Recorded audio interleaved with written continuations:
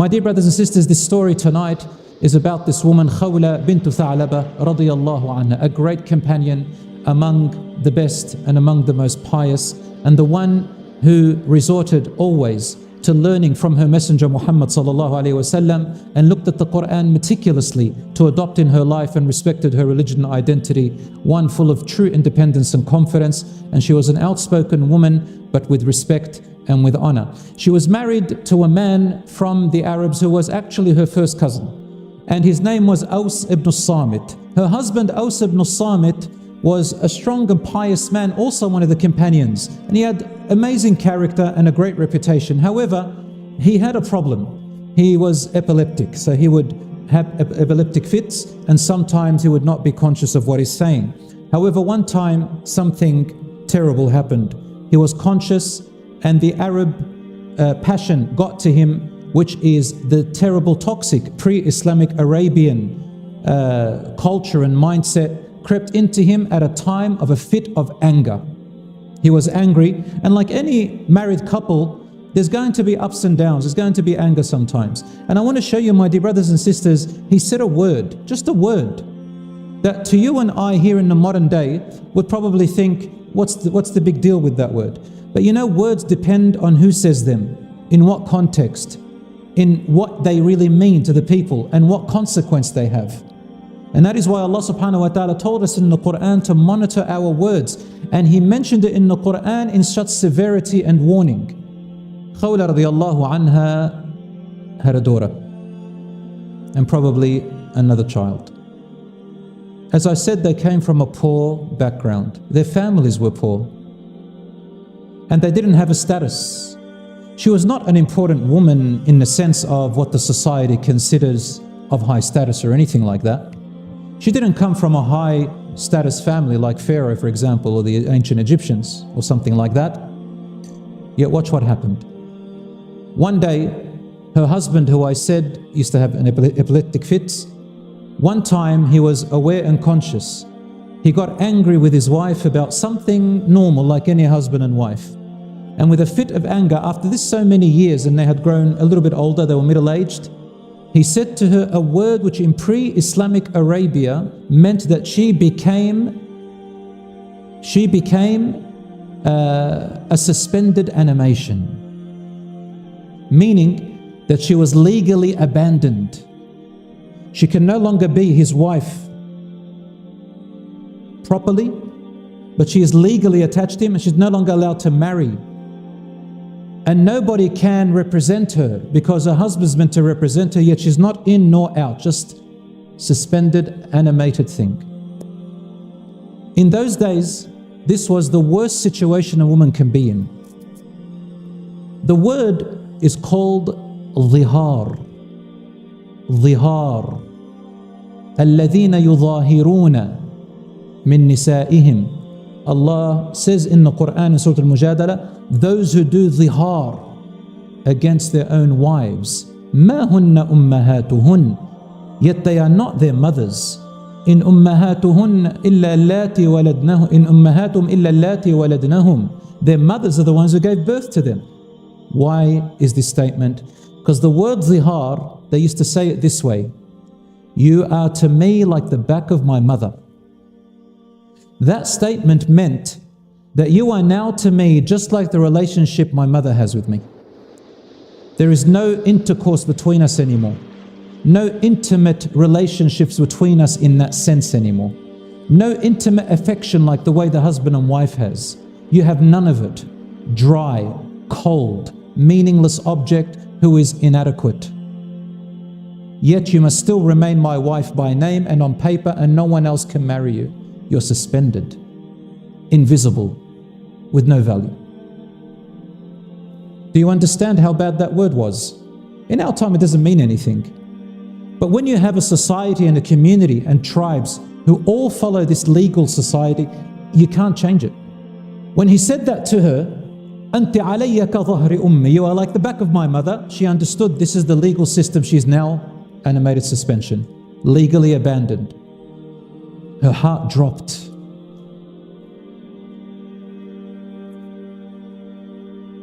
She looked at him in fear. You know, when somebody goes into shock. And then he realized what he had said. And he got so regretful. He said, oh no.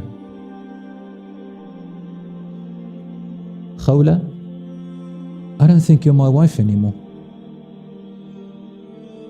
I'm sorry, I'm going to take it back, but I can't. He regretted it, honestly. But how's he going to fight the legal system and the society, and the word gets out? You can't. It just can't do it. It's going to get out. She said to him, don't worry. This is a pre-Islamic thing. Now that Muhammad ﷺ is here, only divorce is allowed. He said, no legal system has forbidden zihar. It's still there. She said, what should we do? He said to her, go to the Messenger ﷺ. Talk to him about it. Maybe he'll give you a few good words and find a solution for us. We can be back together again. She said, why don't you go to him? He said, I'm too embarrassed to face the Prophet ﷺ with this. Remember, he had epilepsy, he was growing old, he's poor. So it shows kind of indirectly that he had a little bit of low self-esteem too. So he couldn't face him. But Khawla radiallahu anha was stronger than him in words. She was more confident and she was braver. Have you heard of the ghost divorce? A ghost divorce. This is a guy who walks out on his wife. He doesn't divorce her. He doesn't tell her if you're my wife anymore. Just walks out and then vanishes and ghosts her. She doesn't know where he is, whether he's coming back or not, or probably sends a few texts, but hasn't divorced her. He neither keeps her nor lets her go free. This is equivalent to what Aus said to his wife. You are to me like the back of my mother. This woman is suspended. Khawla radiallahu anha goes to the Prophet sallallahu alaihi wasallam. And the Prophet, peace be upon him, welcomes her and gives her a safe space to come into his own house. Wallahi, he did not let her feel rejected, embarrassed, or annoyed by her. He welcomed her inside. Khawla radiallahu anha was distressed. The Prophet ﷺ made her feel comfortable. And the hadith is in Sunan Ahmad, Sunan Ibn Majah. It's also mentioned by Imam al-Qurtubi, and it's an authentic hadith. So the Prophet ﷺ listened to her. And she said to him, Ya Rasulullah, with emotion and with fear, Aus ibn Ammi, my uncle's son, and my beloved, whom I have children with, said the word zihar to me today. Ya Rasulullah, I cannot survive like this. And this is injustice, Ya Rasulullah. Am I still his wife? Now this was before the verses of the Quran were revealed and Allah subhanahu wa ta'ala had given the injunction of how divorce happens and so on. So this particular thing wasn't yet forbidden. And the Muslims used to wait until the Prophet ﷺ brought new laws that overrode the old laws of Arabia or any other custom. That custom was not overrode, which means that by default it's still going. He said to her, Ya Khawla, I have not received new laws. I cannot come to any conclusion except to sadly say you are no longer his wife. You're divorced from him and you have to stay like that. She said, Ya Rasulullah, yes, I'm divorced in your mind, but to the Arabs and everyone, I'm a suspended animation. Ya Rasulullah. And it went for 1 hour, this back and forth debate. 1 hour, as in the hadith. She said to him things like, Ya Rasulullah. He said it out of anger. Ya Rasulullah, I have children with him. If they stay with me, they're going to starve.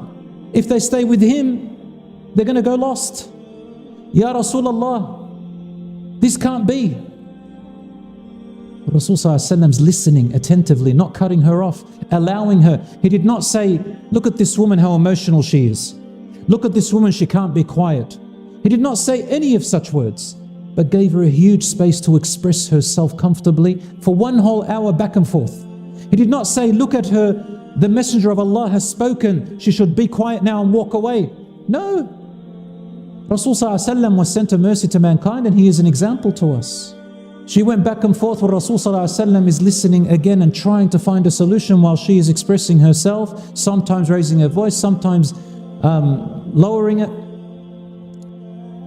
And Aisha radiallahu anha says herself in this hadith, she says, I and the other women who were with us, probably the daughters of the Prophet sallallahu alaihi wasallam, we could hear some of the words and we can hear her agony, to the point we all got teary and started to cry for her. And we're so hurt for her, but we couldn't find a solution. Suddenly, what did Khawla do radiallahu anha? She said, Ya Rasulullah, if you can't find a solution for me, I turn to Allah. Right in front of the Prophet ﷺ, she lifted her hands to Allah and she said, Allahumma, oh Allah, let your words run on the tongue of your Messenger sallallahu alayhi wasallam for my salvation and relief and solution. Bring my solution on your Messenger's tongue. As she is making the dua, wallahi, Aisha radiallahu anha, she says, the narrator of this particular hadith, she said, I looked at the Messenger sallallahu alayhi wasallam and I saw him sweating. And he was almost going unconscious. He looked like he was in pain. What was that sign? That was one of the signs when the Prophet ﷺ is receiving new revelation from Allah. That's one of the signs he used to look like. He used to sweat and he used to look like he was in a bit of pain, because the words of Allah are descending in a way that we don't understand. They're heavy on the Prophet ﷺ. Aisha radiallahu anha says, Khawla, shh, the Messenger ﷺ is receiving words from Allah about you and your husband. But we don't know what they are. Could be good, could be bad. Khawla's holding her heart. She's standing there. Then the Rasul ﷺ's face brightens and he smiles, this beautiful smile sallallahu alayhi wa sallam. He said, Ya Khawla, Allah has spoken about you and your husband. She saw him smile, and the Prophet ﷺ would not smile unless there is great news or to make a person feel comfortable. So she stood up and she was happy. She's waiting for this excitement, and he began to recite, Allah has indeed heard and listened the statement of the one woman who is debating you, a messenger of Allah, about her husband. And she complains to Allah. And Allah has always, all this time, been listening to both your discussion and debate. Indeed, Allah is always hearing, ever so seeing.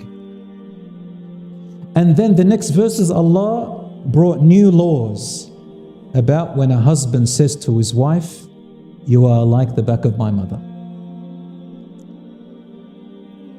She said, Alhamdulillah, Allahu Akbar. And Aisha radiallahu anha narrates, and she says, when these verses descended, we were filled with awe and our hearts dropped to the ground with excitement and worship to Allah and love. She said, Wallahi, behind the curtain, I can barely make out some of her words, yet Allah from above 7 heavens heard her words and responded. Who's more masculine, you or the Prophet sallallahu alaihi wasallam, the Messenger sallallahu alaihi wasallam? And who's the one who knows and wiser, and who's wiser, and who is the one who knows what power means? You or to Allah subhanahu wa ta'ala does that power belong? When she heard those words, the laws came for the first time and changed the entire history of Arabia till the end of time. Till today we continue to recite these verses, men and women. Not a single change of a letter.